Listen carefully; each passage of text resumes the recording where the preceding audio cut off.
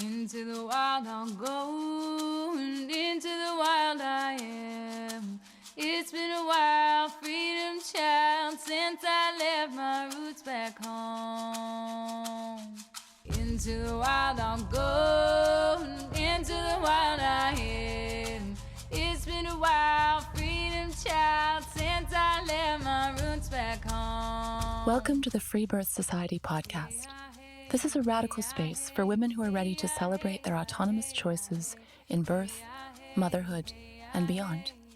Together, we'll learn about wild birth through personal narrative, we'll explore the politics of birth, and we'll analyze everything that relates to our lives as women from a feminist perspective.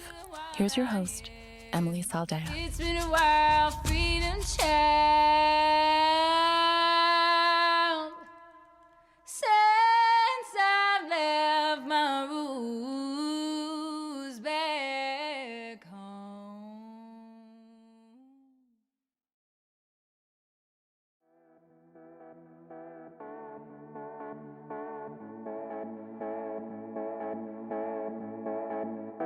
Women, wow, what a year it's been. We are closing the year out today with a great episode. But before we hop into it, I just wanted to pop in here and say hi, Happy New Year. And if you're feeling lonely these days with all of the craziness, please join us in our private membership. It's an amazing community to seek high vibrational refuge in. We have regular community calls, circles on all sorts of subjects, and we discuss everything that's far too taboo for social media. You are so welcome to join us. You can go to freebirthsocietycourses.com/membership to apply. Also, we still have spots left in the Blood Mysteries School, which begins early February.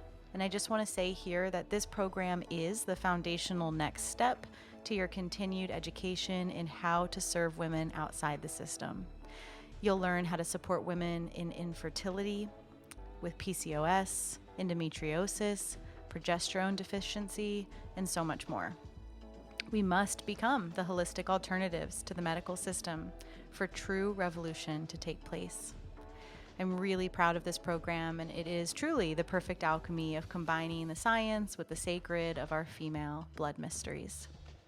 Oh, and we are offering discovery calls for any of you on the fence to talk to the teachers themselves. So just reach out to us at info@freebirthsociety.com, or you could DM us at freebirthsociety on Instagram, and we'll get you sorted. And we are still enrolling for the Radical Birthkeeper School, which begins in March. You can find out more about both of these programs at freebirthsocietycourses.com. Okay, so we are bringing our year to a close with the wonderful Saima from the UK on the show today. After she left her marriage and her doula-ing career at the same time, Saima was ready to make some big changes, and so she did. Now a successful graduate of the first round of the Radical Birthkeeper School, she is living her dream life in Portugal with a thriving coaching practice. Saima shares what her life has shaped into beyond the school as she stepped fully into integrity-based birth work and left the system behind. Saima! Hello. Lovely to be Welcome. here. Thank you for having me. Yeah, this is exciting. This is exciting because of lots of reasons, but let's preface this, this episode with what I just said to you when we weren't recording, which is that I want to do an episode that, really celebrates what you have got going since you graduated from the RBK school. You were a part of our first round last summer. Oh my God, It feels like there's been 27 million lifetimes since then. Okay, last summer, wow, it hasn't even been that long, a year and a half at the time of this recording. And I wanted to have you on to share your personal journey of who you were before the school as a doula. I was remembering when we were about to get on this call that you had emailed me like you had seen people like talking shit about me in the Facebook groups and had been like, could we like discuss this? Cause you might be a really terrible person.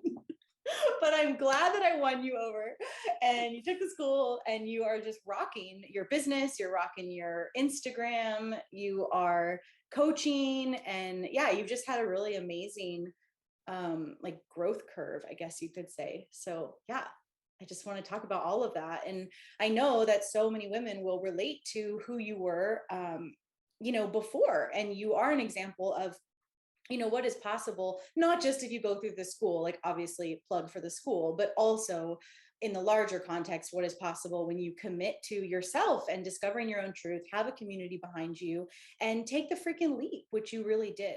So yeah, that's what I want to talk about.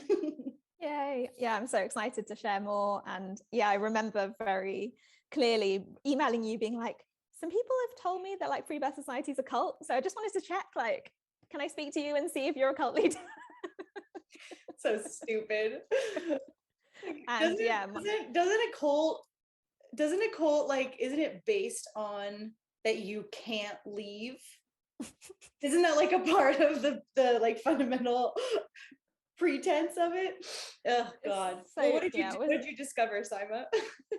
Yeah, it's hilarious really now looking back on it, and just how like these people have really strong beliefs around like what they think, and then if you're saying something differently with like making a lot of sense, really, that it suddenly gets compartmentalized into like, don't go there.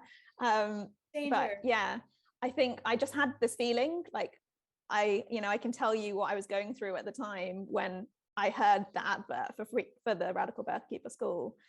And I'd been a doula for a few years, and I'd just come out of a really bad hospital birth, like, that classic, like, second time mum.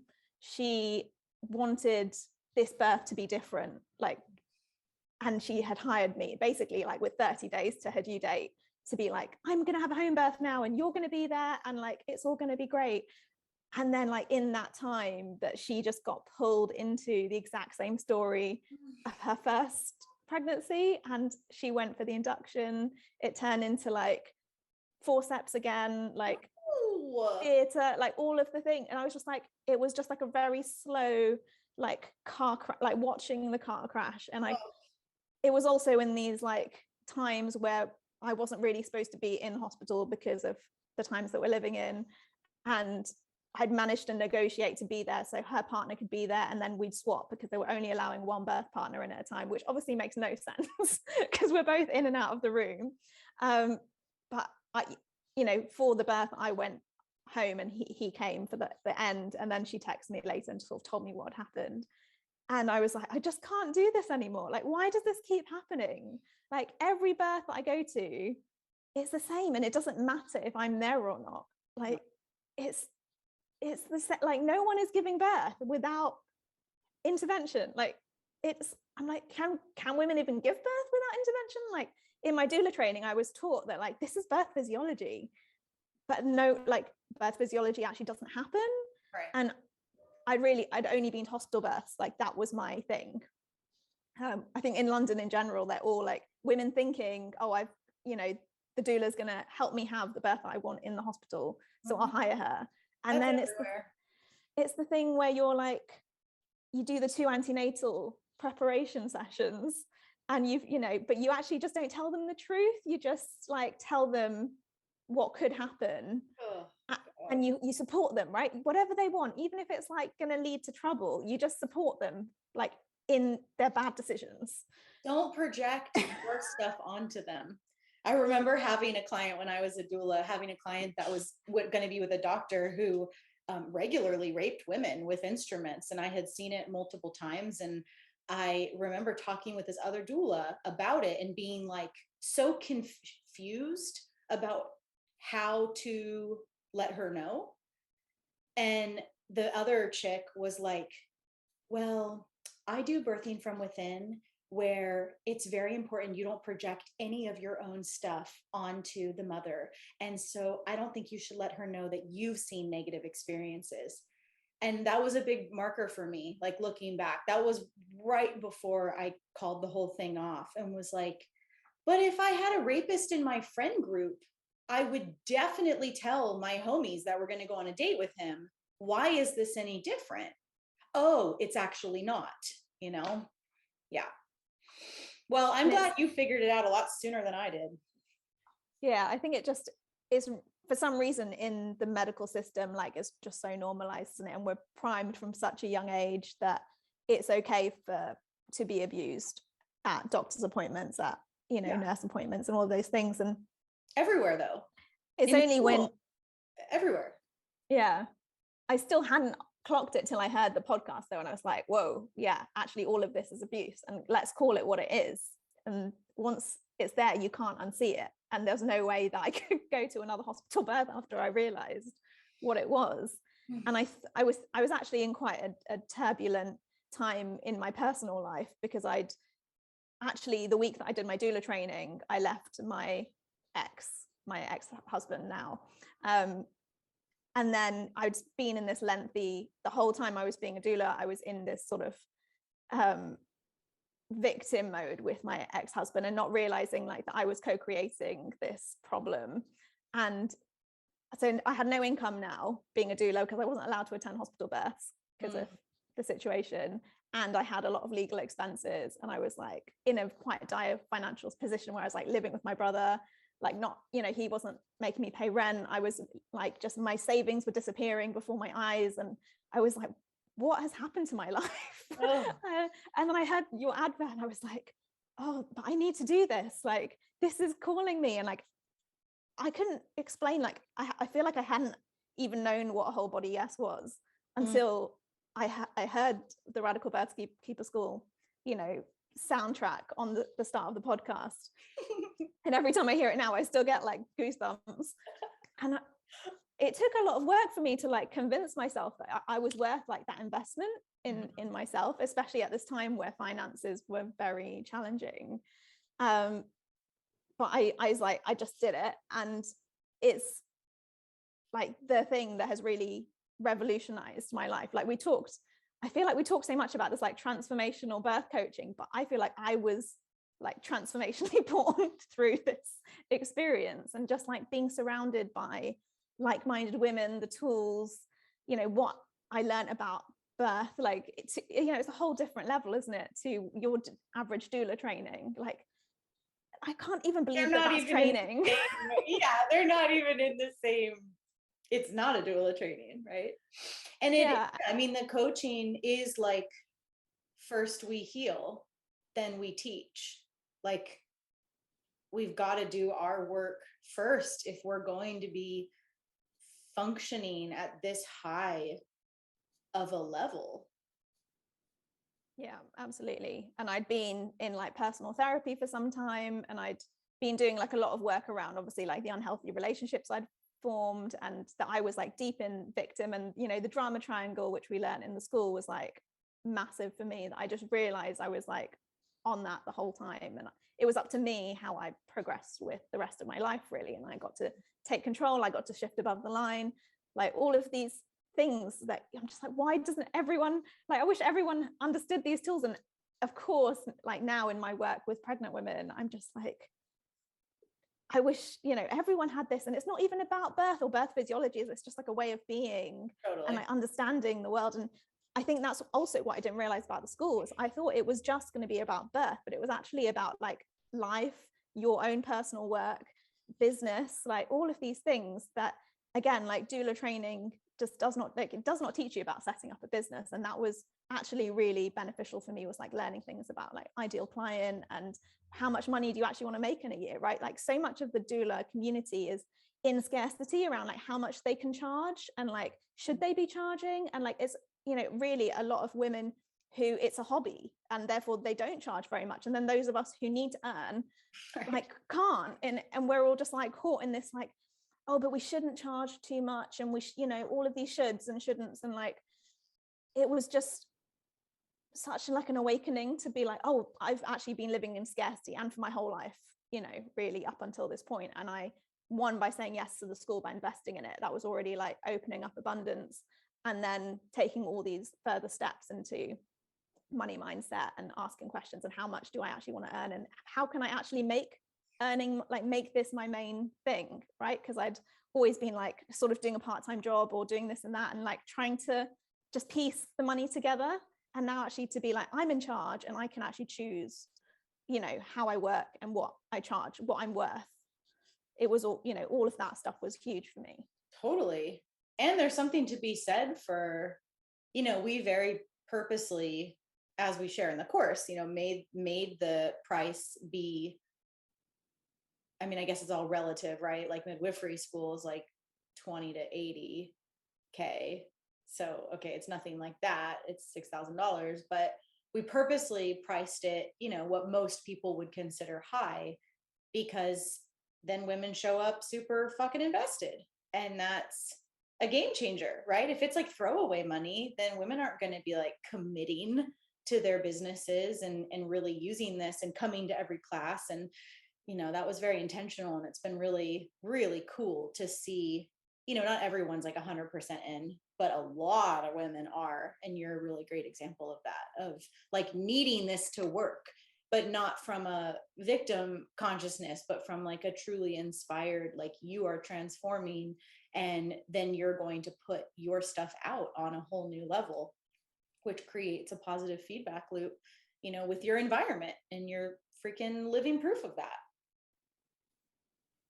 Absolutely. Yeah. It's been incredible just to see the growth and how, you know, my investment has gone such a long way. You know, I never expected this, like putting this into myself would now mean that I am able to like live the life that I want. Like it opens so many doors for me.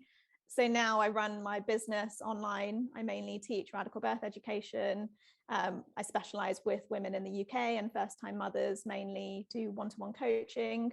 I also work with birth workers in the UK around money mindset and their business, you know, what they need to work on, because that's something that's totally missed in the doula trainings in the UK. And I currently live on like a tropical island and I'm about to buy a property here.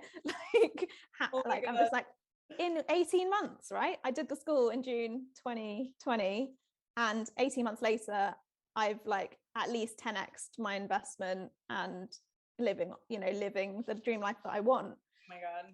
And I put a huge amount of it down to the school. And of course, like you do work, and I've consistently like done more work as I go along. It's, of course, you know, but it's been amazing also to work so closely with you and Yolanda in the school and see like you're doing it, you know, you showed us that this is possible, and it is just unreal. That's awesome.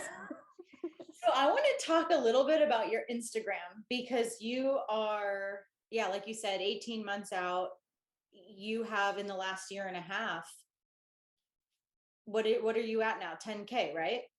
Yeah, just over 10K. So that's freaking awesome. That's huge. And that's a really big audience that you've built in less than 2 years. Because what were you before the school?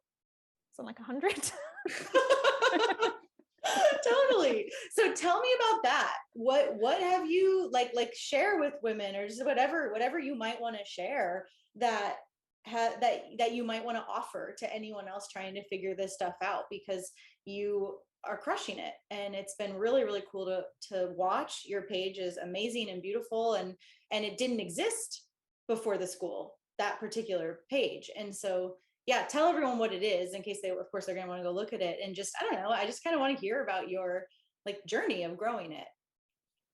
Absolutely. Yeah. I'm Live Wild Birth Free on Instagram, and my website is livewildbirthfree.com. And yeah, it's crazy to think that it was a doula account when I first started the school. I had maybe 100 followers, and I really had no idea what I was doing with it. I didn't have a vision. I didn't know what I was trying to say.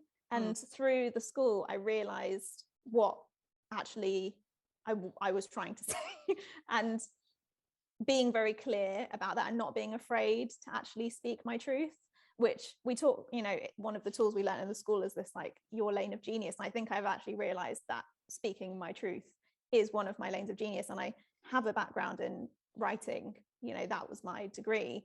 And now I actually get to use it and share my message, and it resonates. But you have to be really, to get the shares and the hits, you have to be a bit controversial with it. You can't be like trying to please everyone. It's not the sort of, you know, doula mentality of like all birth is equal and, you know, all birth is natural. You know, those C-sections are natural. Okay.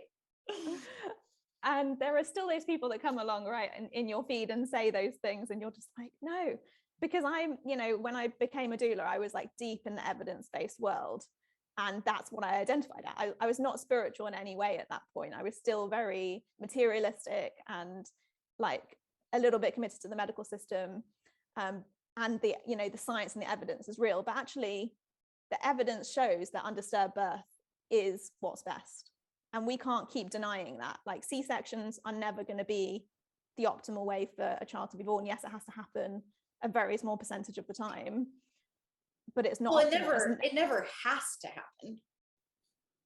That wouldn't be a truthful way of phrasing it. It never has to happen. It is an option sometimes. It's you know it's an option that women choose sometimes that they might medically require. Yeah, but there is no medical requirement, you know, like all of that stuff's made up.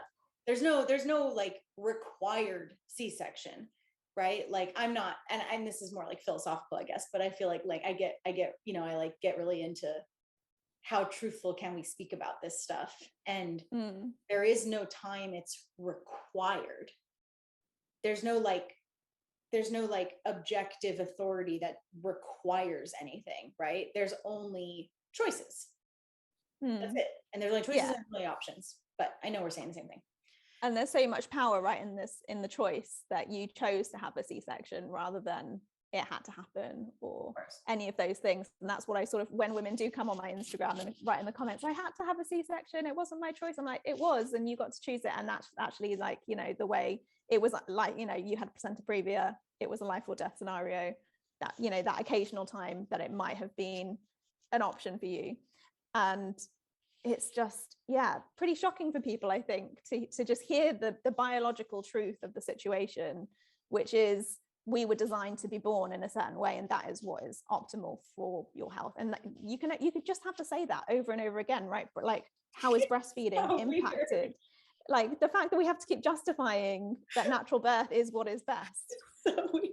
Like we literally have to talk this to death to wake people up that they're just designed to be born. Like this is so bizarre. I hope it never, like, I hope no one listening ever like forgets how bizarre it is. It's like talking about eating food, you know, it's like talking about breathing clean air. Like this is the most basic shit that people will still argue and avoid and forget constantly. It's so bizarre.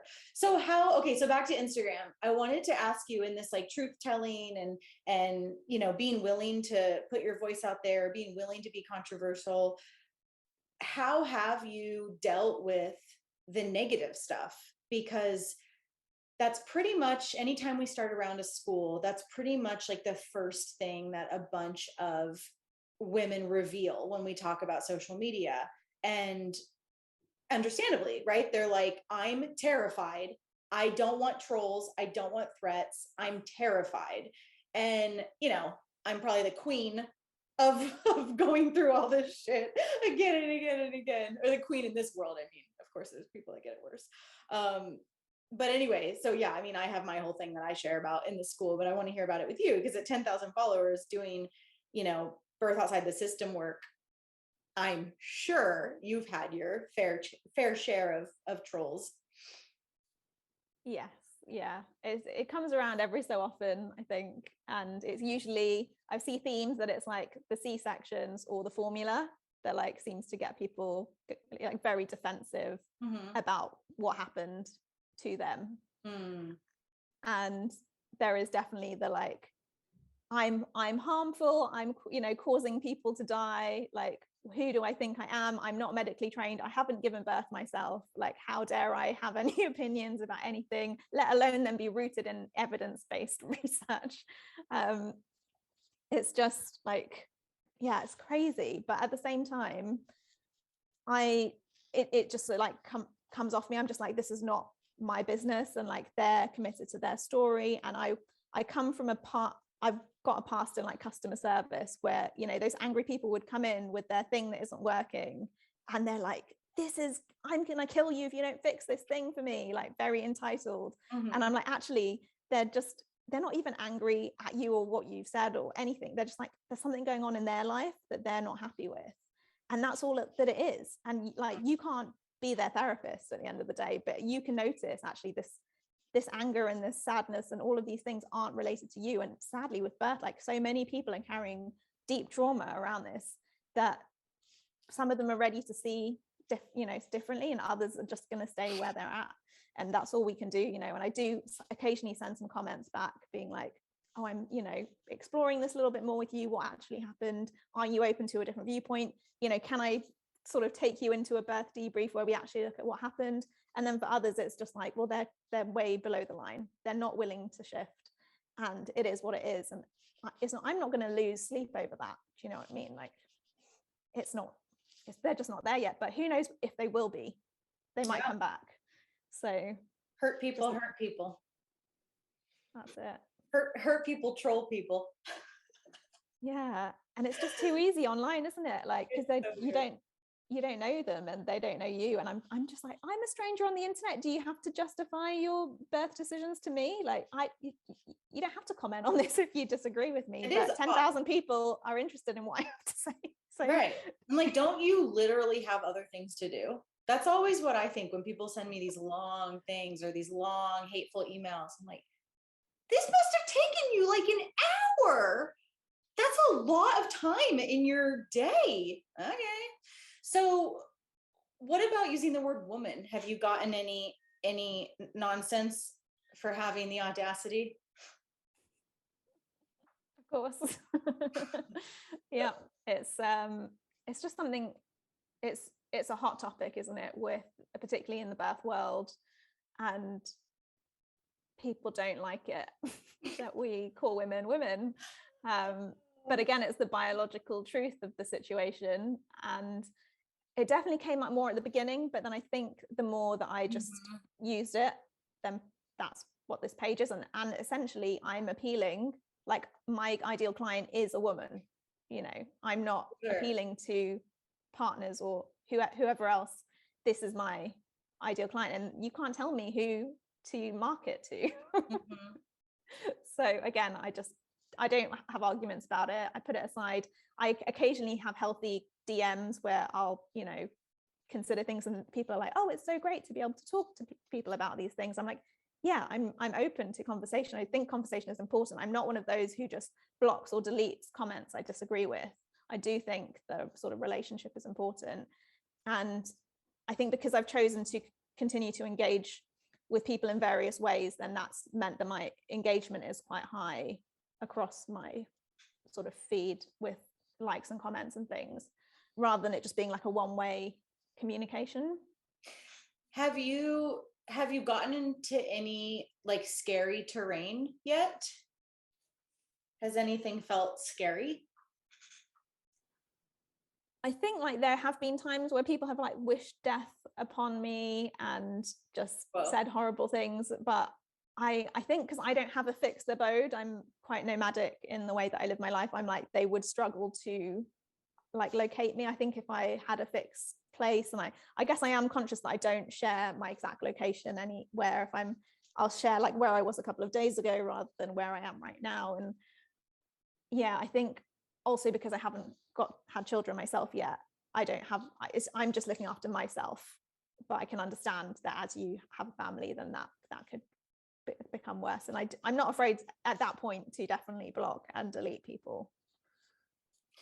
Totally. I mean, plus just as your audience grows, I mean, my guess is, just because this is what was true for me, is that you will have less bandwidth to respond or engage with strangers, you know, like as your own, as everybody's own audience grows, and like your coaching and everything, you know, it's just,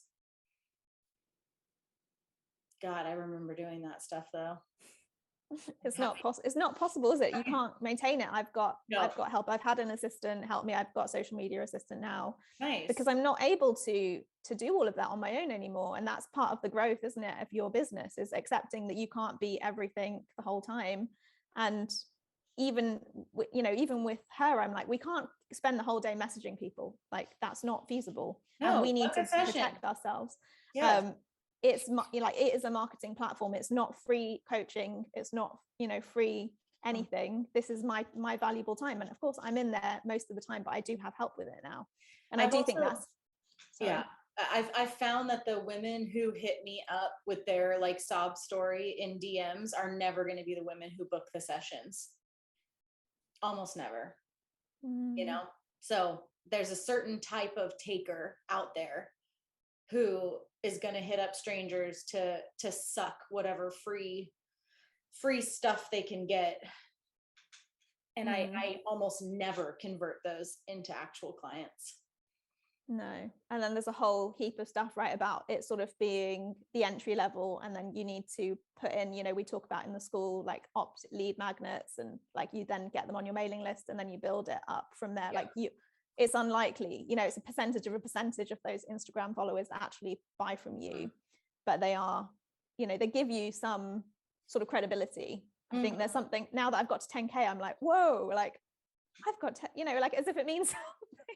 But I think it does mean something. I think that people like to act that it doesn't mean anything, but that's not true. Like, that's not why we're all doing it. Like, we all know that an audience size could, maybe it's arguable, but could equal impact, right? And impact has power. Impact has clout. Impact has, I don't know the right word, but like, it does have value. Let's put it that way. Is it like the only thing? Of course not. And I know lots of women with big followings who don't make any money from it. And that's fine, whatever. It doesn't have to be the only reason, but I think there's no denying that there's like impact when thousands and thousands and thousands, or tens of thousands or millions or whatever is your thing, like want to hear what you have to say.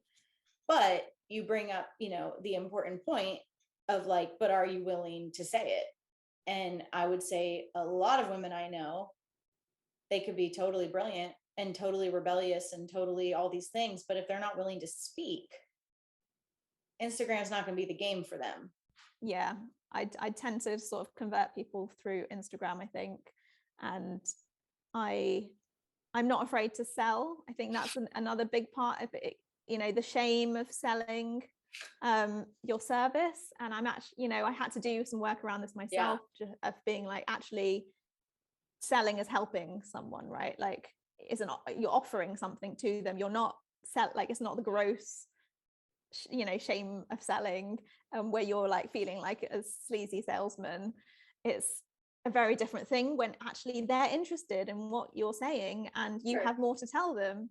That's just all it is. And you have an exchange of some kind in order to get there. And then, when it's so, we talked about the ideal client in the school, and really knowing who that person is, so that when they come, they're like, wow, Saima, this is exactly what I want, and Saima's offering it to me. And then you can essentially charge what you want, because you've honed the product. You did the same with the school. You created exactly what we wanted, and we paid for it. And it's the same with your birth clients. And again, this is something in the doula world, which is just like, you're the doula for everyone. So everyone just charges a set amount. But when you actually, people now will pay a premium for me to attend their births because I've got 10K followers, or because they like what I say. Like, I've built a whole thing around who I am as a birth worker, instead of just trying to be everything to everyone. And there's so much power in that. Like, let's actually commit to what the work that we want to do, and let's provide it to the women that want to see it. And let's be on it, let's be selling to people in a way that feels an integrity for us. It's the only sustainable way. It's literally the only way that will work. So tell me about your birth work a bit more. And you said you had been to some births, and I'm also curious if you could speak to, how do you kind of allow yourself to be in this world without having given birth, because a lot of women ask me that. And obviously, I would assume most people know I was a birth worker for like almost 15 years before I had my baby, and it obviously didn't stop me. So I have my own opinions on it. But yeah, that's like a really common question of, I've never given birth. Is this really something that women would trust me to teach on, or, to attend? And yeah, I'd like to hear what you have to say about that. Yeah, I think there's definitely the imposter syndrome that comes up around that question quite a lot. Is a question that I get from other doulas who haven't had children. And something that really struck me was that there are so many people who are credited in the birth world, doctors, midwives, who haven't had children, given birth. Any male that's basically in the industry is never going to, but for some reason, a male gynecologist or a male obstetrician is the authority. But apparently, as a woman who hasn't birthed yet, I'm not.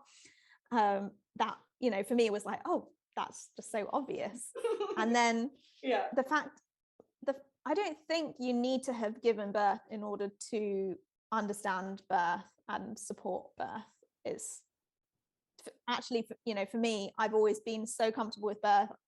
As a young girl, I was obsessed with birth.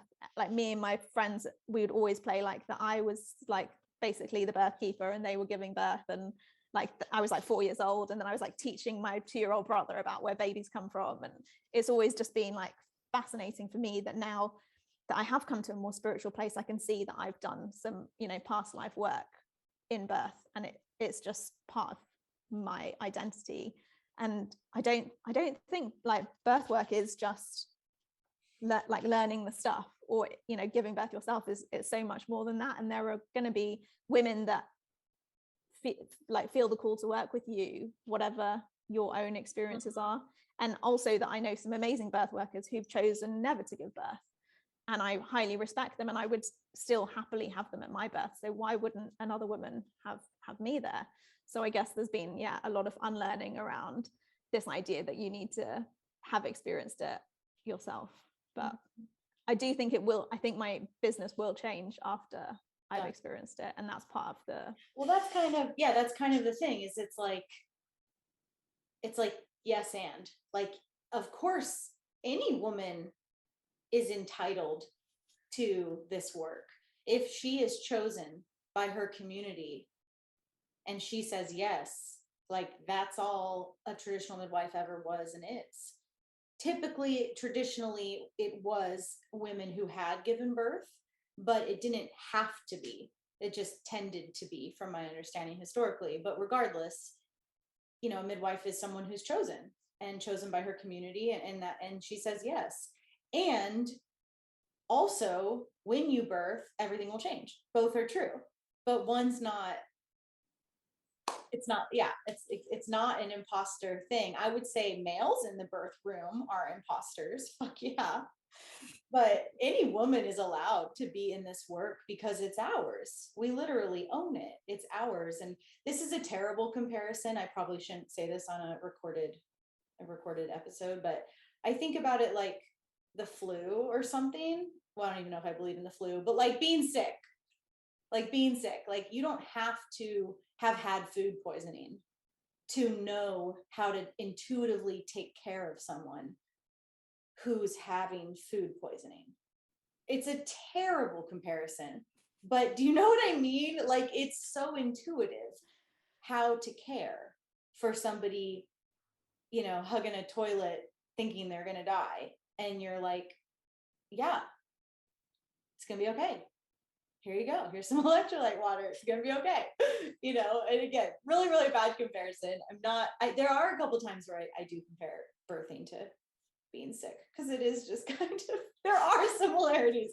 We can't deny that there are some similarities. But this is everything we're trying to unlearn, Emily.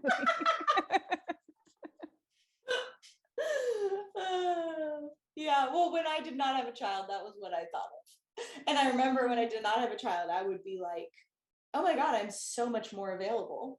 That would be how I would like pitch myself. When women would bring it up when I was interviewing with them, I would be like, oh, I have no kid that's going to get sick. Like, I have no kid that I'm going to ever prioritize over you. You know, it's a totally different ballgame when you have kids. Of course, how could it not be? It's way harder. Duh. Yeah, it's definitely one of the selling points of being childless, where you just say, yeah, you're my number one priority. And the fact is, once I'm a mother, you're always going to be second. Like, the client is never first. So if you are that client who wants the full attention of your birth keeper, then we're the way to go, really, aren't we? I don't know if it's true that my kid is always my number one. I think that my client is still actually my number one client, like priority, but I've never dealt with like my daughter really needing me. Like if she like broke her arm, or if there was some sort of crazy thing, then of course she would be. But like if everything's fine, which it always has been since I've given birth and gone to birth.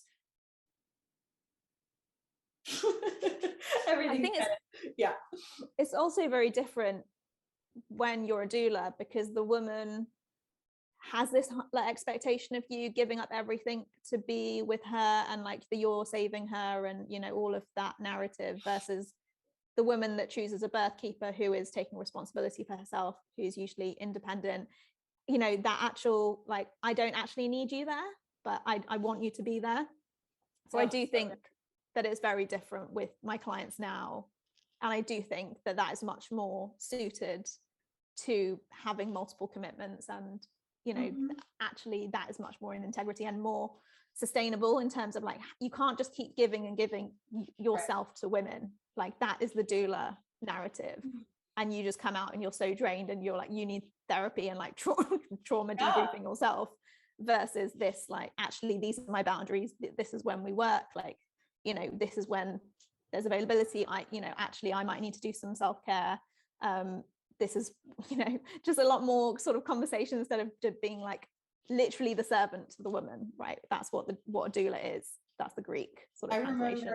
I remember in a doula training a long time ago, they said, just make sure you're charging enough that it can cover your therapy and your massages that you'll need. I was like, wait, that's a red flag, everybody. Okay, I want to hear about your personal, like what it was like to go from doulaing in the hospital to then attending births outside the system. Like, tell me about that. I think that's how I just knew that like, this is in like my blood and like in my bones, was just that I was like, this is where I'm supposed to be when I was at a birth that was unassisted, you know, from a medical perspective. I was just like, this is how birth is supposed to be. Like, I hadn't been led astray. I hadn't been made to believe that we needed any of that. I was still, the whole time that I was attending hospital births, I was still like, this is wrong. This isn't how it should be. Why is it like this? Yeah. So I didn't have any commitment to needing anyone. I know there's a lot of doulas out there who were like, I don't want to attend births unassisted by a medical provider, and because they don't trust birth. And I don't know if that's because they've got their own story, they've got their own, you know, history. But for me, it was very fluid, and I was like, this is how it's just so obvious, right? When you see it, you're like, the woman is actually enjoying her birth experience. Yeah, everyone experiences it differently, but it's not being abused. Like, it's actually her giving birth. It's not actually like other people like giving birth for her. I don't know how to, like, in the hospital, it's just like, she's never the one doing it. It's other people doing it for her. She's just like a fish on the table. And everyone's just like gutting her and pulling the baby out. It's so bad. It's so bad. It's just like, it's not giving birth in the hospital. Like, we can't even use those words for what hospital birth is. It's extraction. That's really what I call hospital birth. And it's just not how it's just bad for everyone. Everyone involved. Obviously not people making money from it, but it's gotta be bad for their soul. It's gotta be bad for their karma. Yeah, but they're just, you know, I still speak to midwives who are a bit on the fence about this, and they sort of want to leave the system, but they're like, is this still possible? There's still this presentation, there's still this like thing that happens with the brain development. Like, do we need ultrasound? I think we might need ultrasound. I'm like, so indoctrinated. You know, they're just, and I think it's so different. I'm so glad, because I initially wanted to become a midwife, but I'd already got a degree and I couldn't afford to do the training. But midwives have like been conditioned, and I think as doulas, it's much easier for us to move across to birth keeper than it is for a midwife. Like a midwife has so much more unlearning to do, and like a bigger commitment to the system. And to be honest, I don't know if you can ever come back from that. I'm very, curious. I'm always more curious to speak to midwives leaving the system, but I do think as a doula it is easier. Well, yeah. I mean, a doula was never believed, was under the impression that she was in charge of the woman in a way that a medical midwife is. Yeah, it's way more unlearning for sure. I mean, they literally are taught for years that they're how the mother baby stays safe. That's a lot to unlearn and take off your shoulders. But I do think you can come back from it. I definitely know midwives who have put it down and rewired their brain and reconnected to, the original call of birth work. But I do think it takes a lot of work. There's definitely women doing it for sure. It's the whole fear of death thing that seems to be the big thing that comes up with a lot of the women that I work with, and birth workers as well, as this, idea that we can prevent death at all costs in the system. And that's why it's there, and that's why it's this amazing thing. And we have to do this sort of big conversation around acceptance of risk and death, and that is a huge surrender. And actually that is part of the transformation into the sort of mother role, is that knowing you've given life to this beautiful individual, but that death could show up any time and you're never sort of faced with it. And those women who sort of bypass this acceptance around death then aren't prepared for like the shock that, whoa, I have to now deal with this, like that my child could get hit by a bus tomorrow, because I haven't faced that in the birth process. Yeah, and then with birth workers, it's like fear of death and fear that they'll be blamed, which is really just the perfect formula to pit women against each other. It's really brilliant, man. I've got it down. Y'all done a really good job. Fear of blame also comes up with the parents, right? They think, oh, if I'd had a midwife and something happens, then the community won't blame me. But if I've made choices, that's another one that really comes up a lot. More, actually, maybe more so than the fear of death. Right, that's what I mean. Yeah, the blame. But like, at what point are you going to live your damn life? And what kind of story are you trying to give your kid? Or your whole legacy, right? Okay, so tell me a little bit more, and then we'll wrap, about what your work looks like now. You have a program or something, or tell me, like, promote yourself. Tell us what you're doing. Definitely, yeah. So my work is very different now. I mainly work online. I have a group radical birth education program that I teach as integrated coaching and birth education together. I invite partners to come join us, because I think that's actually quite a big part of the work. And we meet over 8 weeks and we work through, there's a whole pre-recorded section, but we also meet live weekly to explore questions and thoughts that are coming up, and we do live coaching on those calls. And I run one once a quarter, and that is my main sort of income stream now. And I've had, quite large groups.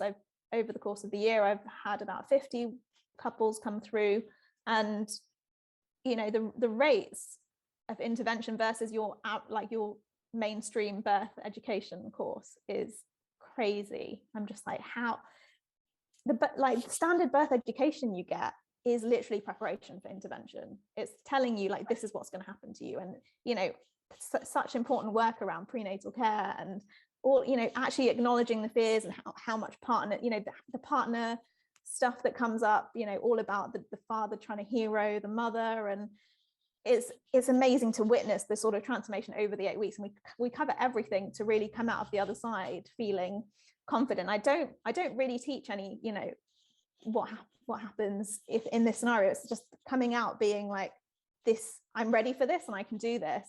And I've had, you know, the occasional woman who has chosen hospital for whatever reason, but still come out with the low intervention birth in the hospital, which has been really fascinating, because that's not what the intention of the program is, but really interesting to see that when a woman is prepared in a certain way, that it seems that actually a hospital becomes a less sort of dangerous place. And, you know, it's never not dangerous, but for whatever reason, sometimes you know, it's what they choose. And then I have circles online, pregnancy circles. I have a big birth worker group in the UK, so we meet monthly and explore, you know, what it's like to support free birth in the UK. And I think there's, you know, going to be a huge movement towards free birth in the coming years, because we're seeing in the UK that the system is so broken. You know, of course it's broken on purpose, but people are still trying to save it from the inside. And, you know, this is where I came from. Originally, I was like, oh, let's change the system from the inside. Maybe I'll go into public policy and all of these things when I started out. And I was like, actually, we need to acknowledge that the system is the way that it is for a reason, and we need to actually step out of it and start a new paradigm. It's not possible to fix that in any way. And women are waking up to realizing that this is not the way to do things. So it's amazing to see this, you know, the group sort of growing, and women sharing their stories, and like doulas and midwives just taking another path. And I think all of this crazy stuff that's happening in the world right now is only helping our cause, because so many people are waking up. It's amazing. So it's just amazing to hear almost every day women coming out of, you know, from my Instagram, from my newsletter, from my courses, from my one-to-one sessions, with their stories. And I'm like, this is so different to the work I used to do as a doula. Like, you know, that you thought that being a doula was like really meaningful and that you were like making a difference in their lives. But this is this feels very different. And actually I'm almost like putting less in and getting more out. So it's much more like this, I can do, this is it. This is the work. So you already told us, but just tell us again, how can women find you if they want to work with you and learn from you? I'm Saima. I'm a radical birth keeper and women's coach. I offer group programs and one-to-one mentoring, and you can find me on @livewildbirthfree on Instagram and livewildbirthfree.com. Awesome. Love it. I'm so proud of you. Thank you so much. I'm so appreciative for all of your offerings, and I'm so excited for anyone who is going to be taking the Radical Birth Keeper School in the next cohort. Thank you. And that's it for today, my sisters. Check out everything we do, including one-on-one and group coaching. Learn about our private membership, in-person retreats, and more on freebirthsociety.com. Our online courses are on freebirthsocietycourses.com, including our flagship course, The Complete Guide to Free Birth. Don't miss the Radical Birth Keeper School if you're ready to become the authentic midwife that women are searching for. Together we rise, and the revolution starts inside each of us. I'll leave you with our Free Birth Society theme song, Wild Woman by Aruba Red. I honor you for the wisdom you held, the ancient traditions of plant medicine and womb magic. I feel the spirit of the ancestors as I place my hands upon my belly. This sacred portal will be honored. Eons upon light beams of survival, withstanding the eradication of our power by design. I will not allow the separation of our young to be forced upon me. My sisters will no longer birth in captivity.